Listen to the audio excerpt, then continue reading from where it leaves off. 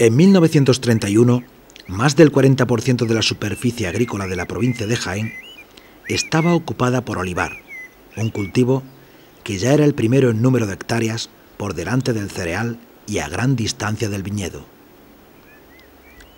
Una parte importante de la tierra estaba comprendida por montes públicos y todavía podían observarse amplias zonas de pastos y de vegetación mediterránea entre las tierras de labor.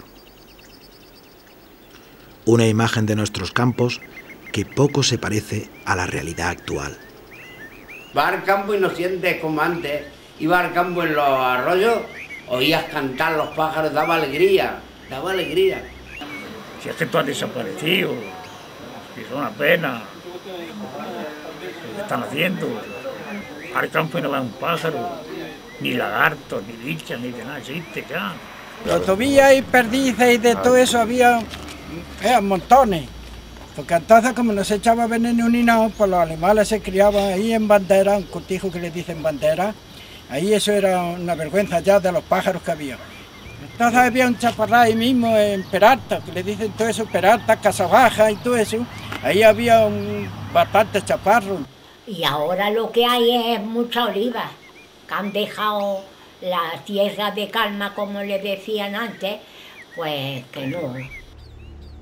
Frente a la buena cosecha de aceituna de la campaña 1928-1929, las adversas condiciones meteorológicas del invierno de 1930 a 1931 menguaron la producción oleícola de aquella temporada, que arrastró a los jornaleros al paro.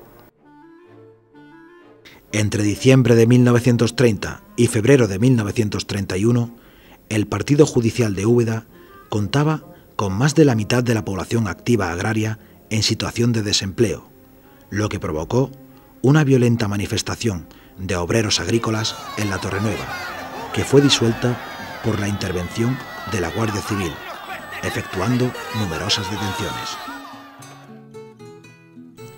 Este era el clima social que se vivía cuando apenas hacía un mes que dirigía la ciudad el nuevo alcalde Ramón Díaz Catena, quien tuvo que afrontar el auge de los partidos políticos y sindicatos de izquierda que habían cobrado fuerza en nuestra ciudad, especialmente el Partido Socialista, la Confederación Nacional del Trabajo y, en menor medida, el Partido Comunista. En este ambiente, el 12 de abril de 1931 se celebran comicios municipales en toda España. Los partidos monárquicos obtienen mayoría. Sin embargo, en las grandes ciudades, la victoria es clara para las fuerzas republicanas. Así ocurre en Úbeda, donde los monárquicos obtienen 11 concejales frente a los 14 de los republicanos socialistas. La nueva situación política obliga al rey Alfonso XIII a abandonar el trono.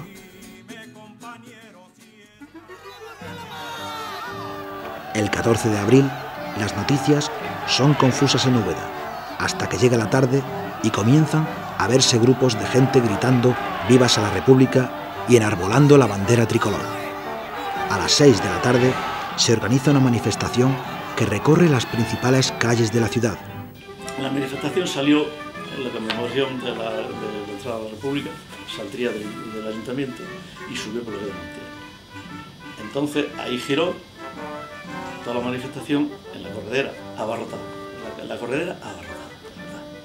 Y nosotros salíamos, mi madre que fue a comprar unas cosas a la farmacia y al salir nos encontramos con entre la curiosidad y que ya la habían despachado, pues a ver lo que pasaba, subió por ahí todo y estuvimos varios minutos esperando que pasara la esa pegado a la pared, porque es que no se podía estar mirando, que era impresionante. Banderas de hasta, mirando media calle y banderas pequeñas y banderas medias. Cuando vino la República, uno de los datos que me acuerdo de las cosas era de ver al capitán de la Guardia Civil de Úbeda, que se llamaba don Luis Medina Montoro, con la bandera de la República delante de la manifestación que se formó en Úbeda, aclamando la República. Por la calle Mesones hacia la plaza. O sea, de la calle Don Juan, calle Mesones, a desembocar a la plaza. Yo es que por casualidad estaba allí, por los alrededores de la mezquita. Al día siguiente, por la tarde, y tras una emotiva sesión, Ildefonso Moreno Viedma, el nuevo alcalde de la ciudad, iza la bandera republicana desde el balcón del ayuntamiento, al son de la Marsellesa, el himno que había sido el símbolo de las revoluciones liberales.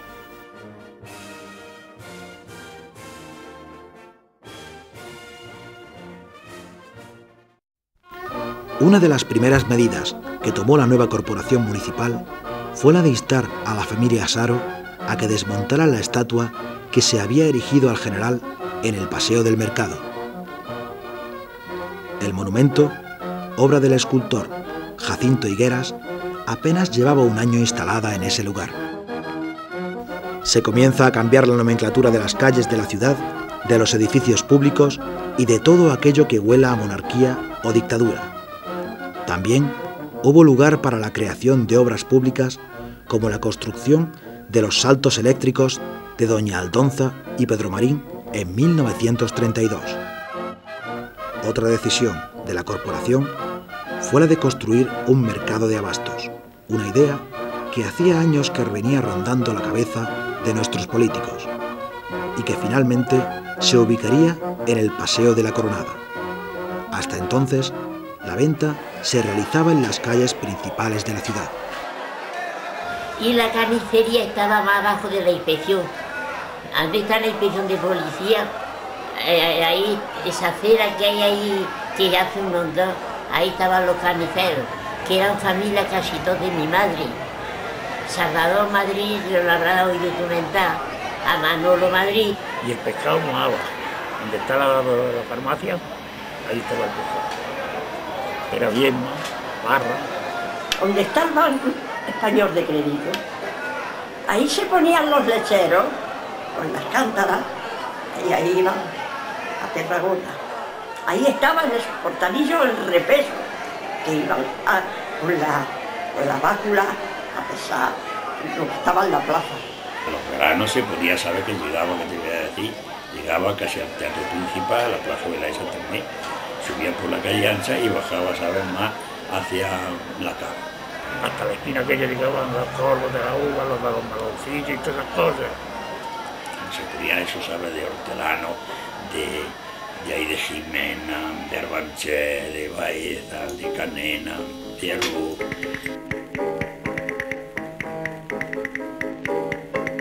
La vida cotidiana de la Úbeda de los años 30 estuvo marcada por una cierta relajación de las costumbres, hasta entonces desconocida, que se reflejaba en los espectáculos que ofrecía el Teatro Ideal.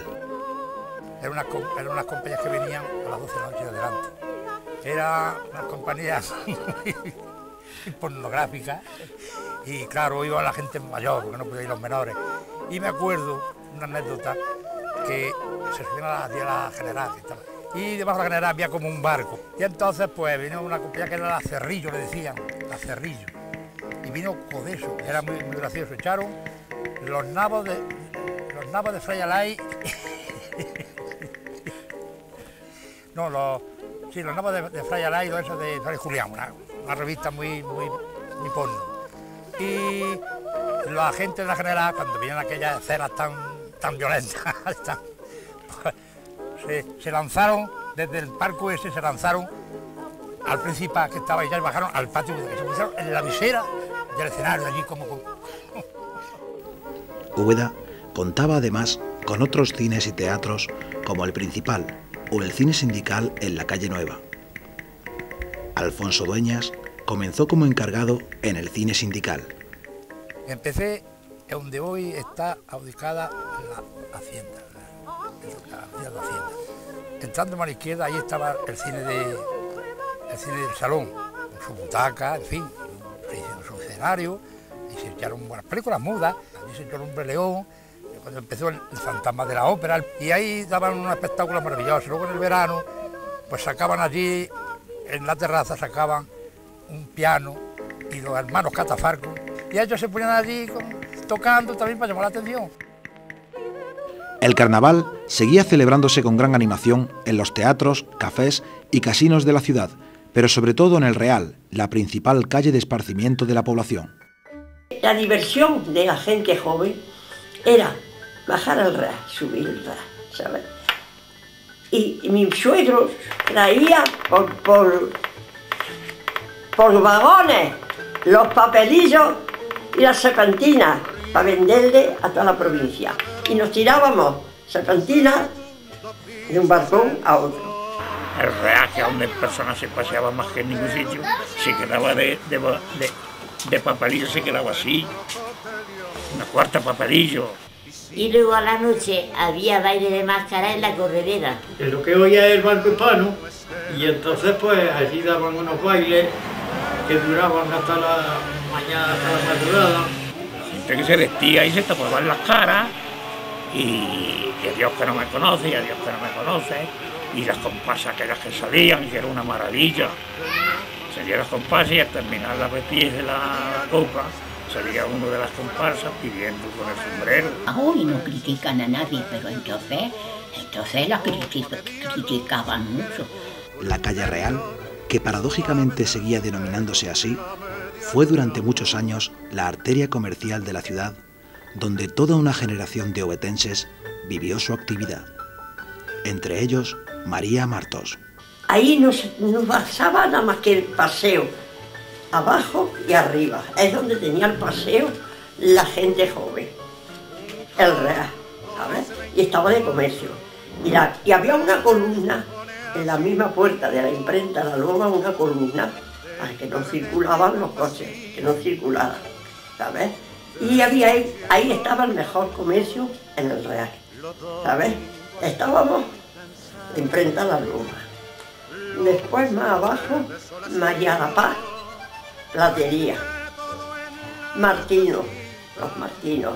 Colegio, la Carmelita, barbería de Gabriel, y enfrente está Alegría, y Juan Vega está después, enfrente relojería, Arsenio Cuenca también, librería de Sancha, almacenes los madrileños, y le sigue el Café Más.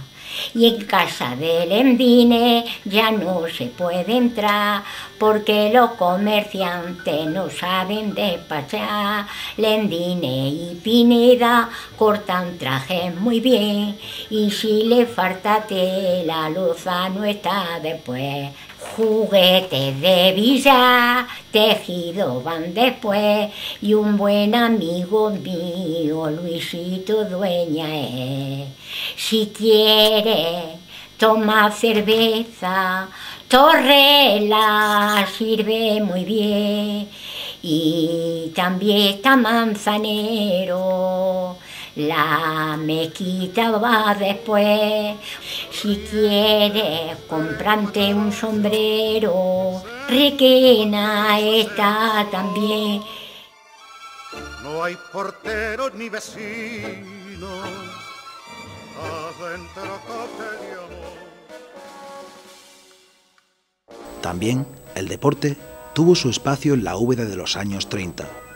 En la década anterior, concretamente el 15 de abril de 1923, el Úbeda Club de Fútbol jugaba su primer partido en el campo del Linares.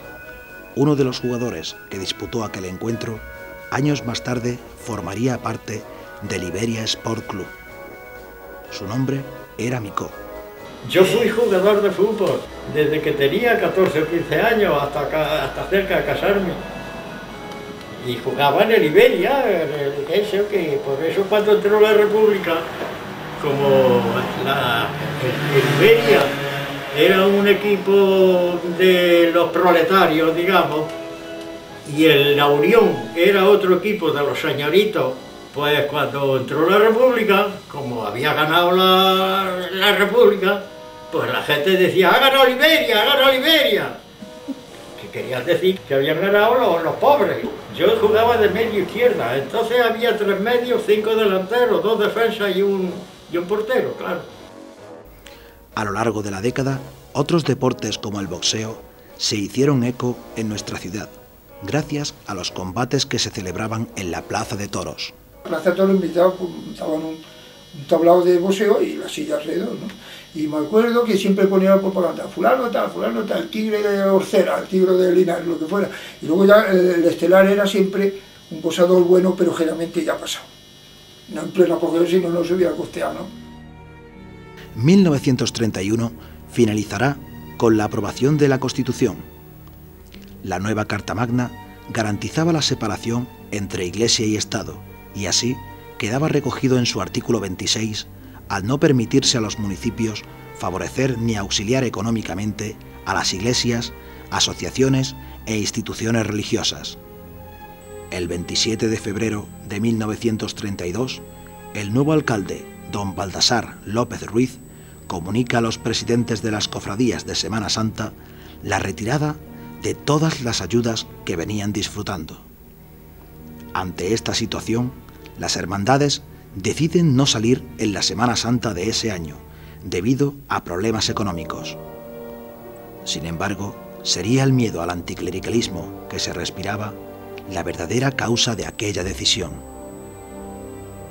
No obstante, la Cofradía de la Entrada de Jesús en Jerusalén, con su presidente, don Pedro Parra, a la cabeza, contra todo pronóstico, decide procesionar la tarde del Domingo de Ramos.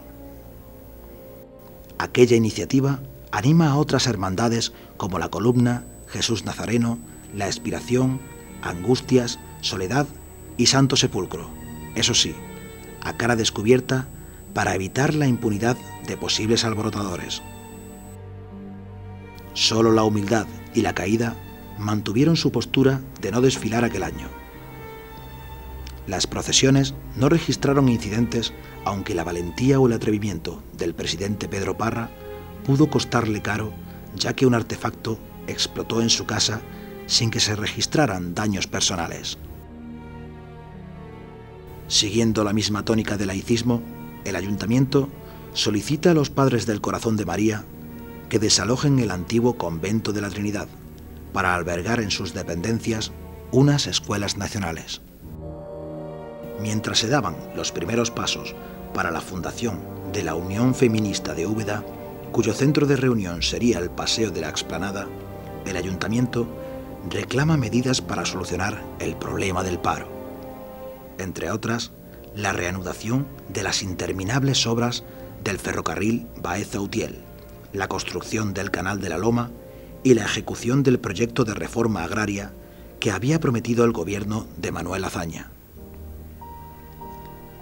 Otra de las iniciativas era que los obreros, tras la campaña de la aceituna, se incorporaran a las obras del pantano del Tranco, o que se prohibiera la importación de fibra de coco para la fabricación de capachos, evitando de esta forma la ruina de los trabajadores del esparto.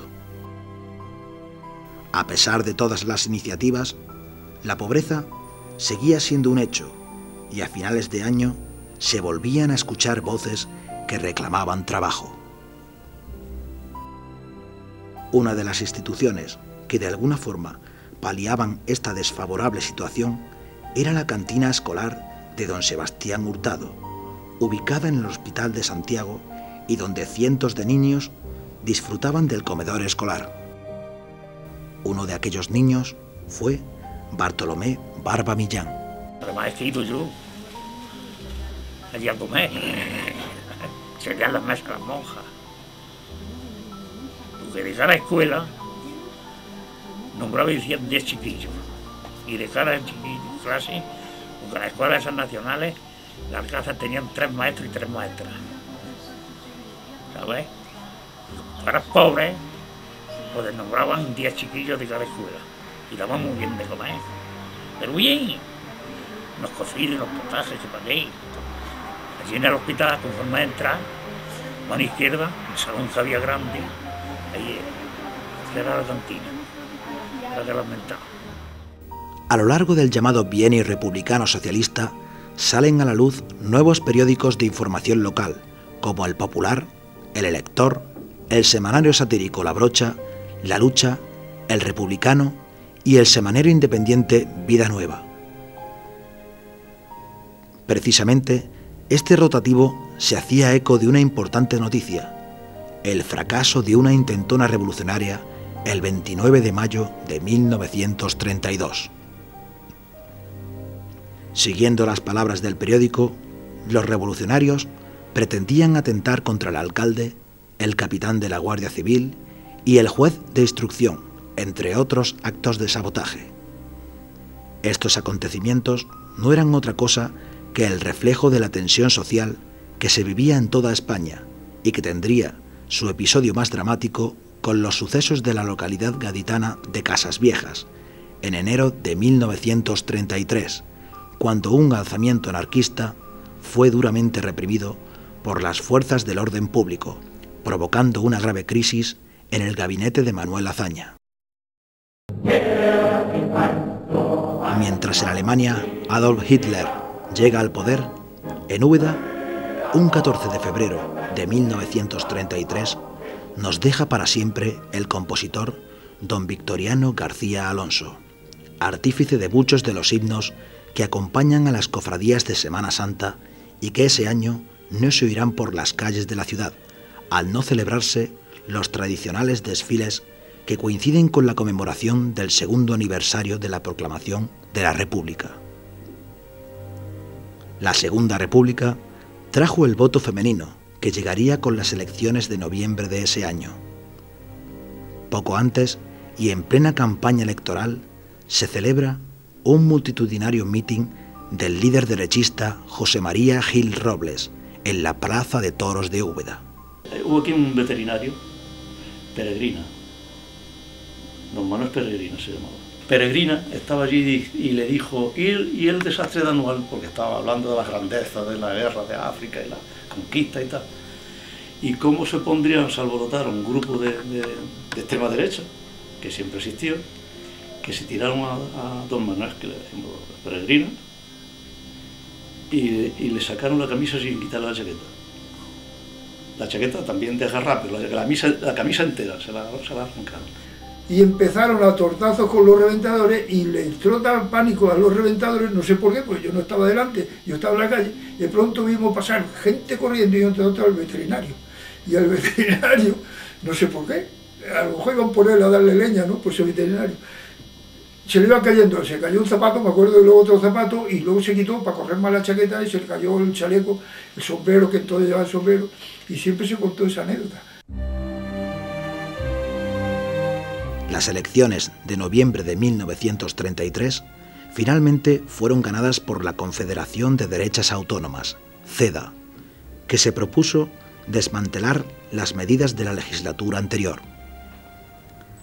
Las adversas condiciones de vida que sufría el campesinado desde hacía décadas y la explotación a que se veían sometidas las clases humildes frente a muchos grandes propietarios se vieron incrementados durante aquel periodo. La tormenta de pedrisco que se desató en el mes de mayo agravó aún más la precaria situación de los jornaleros. La marginación de los campesinos sindicados o pertenecientes a organizaciones políticas de izquierda, el incumplimiento de las bases del trabajo u otros acuerdos de ámbito local y la negativa a pagar jornales por parte de los patronos agrícolas había provocado la invasión de fincas y robos en los grandes latifundios. Esta situación indujo a todo el campesinado de la provincia a convocar una huelga general para el 5 de junio.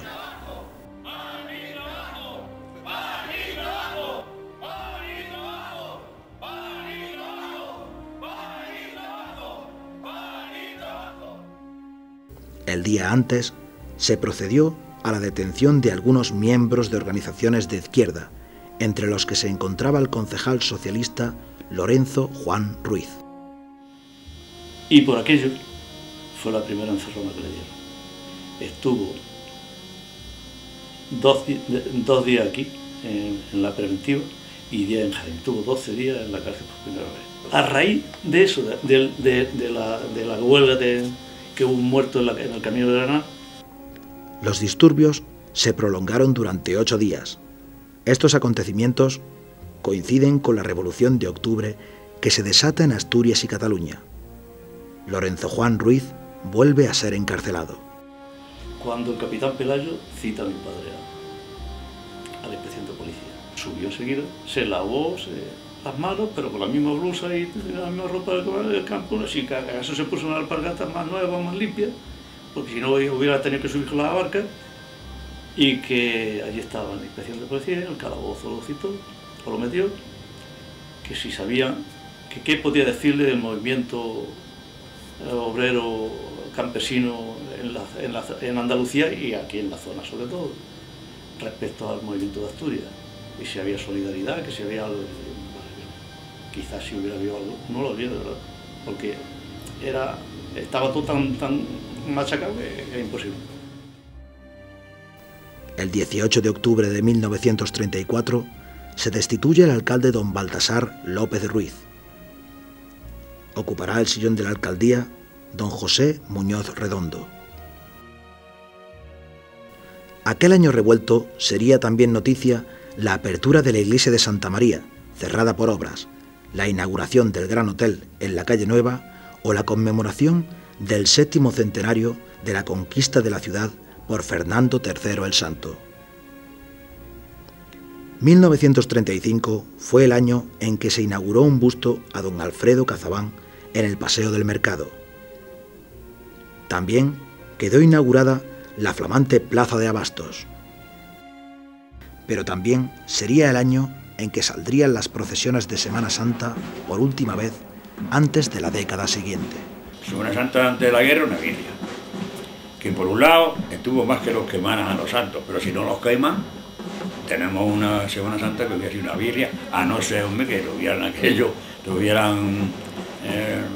lo hubieran cambiado, ya andaba un cambio, pero claro, había un Cristo, ¿sabes?, de Nazareno, que a ver quién lo quitaba, y ese se salvaba un poquito, era una escultura antigua y tal, y lo salvaba un poco la talla. Pero luego tenía, por ejemplo, la Expiración, que era un muñequillo, ¿sabes?, que con los pelos, ¿sabes?, así, ¿sabes?, que se lo llevaba el aire, y sí, era una talla de aquellos tiempos. Me recuerdo yo ir con mi padre, en la mano de mi padre, a ir a ver las procesiones, y recuerdo de anterior de Jesús y eso muy poco, pero de ver a los romanos, de eso sí, es una cosa ya que se me quedó pernada, y yo aquello de los romanos, aquello para mí fue, es que yo porque y me acuerdo que iba a la unidad, fue un año, salió un año con un alumbrado eléctrico. Un alumbrado eléctrico directo, enchufado, se hacía una instalación y se enchufaba. La que tenía mucho éxito era como la sigue teniendo, era la de la humildad. Por eso de los romanos, que yo era entonces crío, porque mi padre fue, ¿sabes?, vicepresidente de esa hermandad, las demás con arreglo, el borriquillo era el que siempre tenía más público. El 16 de febrero de 1936 vuelven a celebrarse elecciones generales. La victoria, esta vez, sería para las fuerzas de izquierda, coaligadas en el Frente Popular. Han ganado la izquierda, y que ganaron, y que luego ya los socialistas, y estuvo la Casa del Pueblo en la Fuente de la Risa, enfrente de donde vivía el Carmen, en la Casa Catequina. El 2 de marzo se hace cargo del ayuntamiento don Blas Duarte Ortiz, que había sido recibido jubilosamente por un gran número de ubetenses tras su estancia en Madrid, donde había marchado para evitar su persecución política. El nuevo alcalde desaconseja a los presidentes de las cofradías que éstas realicen sus desfiles procesionales. El miedo se apodera de muchos presidentes que ni siquiera se atreven a firmar las actas de las asambleas. Los peores presagios parecían ser anunciados desde el cielo cuando éste se enrojeció de manera singular. Aquella noche se colgaban las estrellas, parecía que llegaban al cielo, a la tierra. Uno para allá, otro para acá. Y se juntó allí todo el pueblo para ver las estrellas, ensangrentadas. Decía que era la aurora boreal o una cosa de esa. No, sí, se puso el cielo rojo. Yo me acuerdo que decían los mayores, se anuncia una guerra, se anuncia una guerra. Dice, esto es que se va a acabar el mundo. El 8 de abril de 1936, una gran fulguración del sol, acompañado de tormentas magnéticas, provocó un cambio de tonalidad del cielo que muchos subetenses pudieron contemplar y que algunos asociaron al conflicto que se avecinaba. En el firmamento volvió a repetirse el espectáculo el 6 de noviembre. El ambiente de crispación política y social de nuevo aparece en el traslado de la Virgen de Guadalupe desde el santuario del Gabellar a la parroquia de Santa María. Antonio García Soria fue testigo de aquellos acontecimientos. Me acuerdo yo de haber ido yo al rollo de la Dehesa a esperar, que venía la Virgen de Guadalupe a esperarla. Y se ponía allí una parada, sacaban una mesa, hacían una parada con la una, y ya desde el rollo de la Dehesa para Úbeda ya veníamos, vamos, yo iba por los padrones como chiquillo, corriendo y tal y cual, y ya en lo alto de los padrones, dijéramos, la gente inculta y la gente de poco ya empezaban a recoger piedras a tirarle a la Virgen, ya le tiraban piedras, ya empezaban a decir, soy un tal, ya empezaban a insultar. Y me acuerdo también una canción que se cantó durante todo el recorrido, venían cantando muchísimo aquella gente que era, en realidad no queremos a Dios, queremos a los curas, fritos con arroz abajo el clero, curas y frailes, que mueran todos los relicarios. Aquellos venían cantando esa canción. El 12 de julio de 1936 es asesinado en Madrid el teniente Castillo por fuerzas de ultraderecha. Al día siguiente, la respuesta no se hace esperar y ocurre lo mismo con el líder de ultraderecha José Calvo Sotelo. La noticia es recibida por Manuel Fernández de Liencres en el cine de la Plaza de Toros. Y me acuerdo el 13 de julio que estaban cantando esa cosa y ya entró por allí la noticia, alguien entró allí y dice, acaban de matar a Calvo Sotelo. Y yo ese mismo día, ¿no? Y me acuerdo de mucha gente que se salió del cine. Se fue a su casa y dijeron, ya, pues ya se lió. De eso sí me acuerdo perfectamente. Mucha gente dice, bueno, pues ya se lió.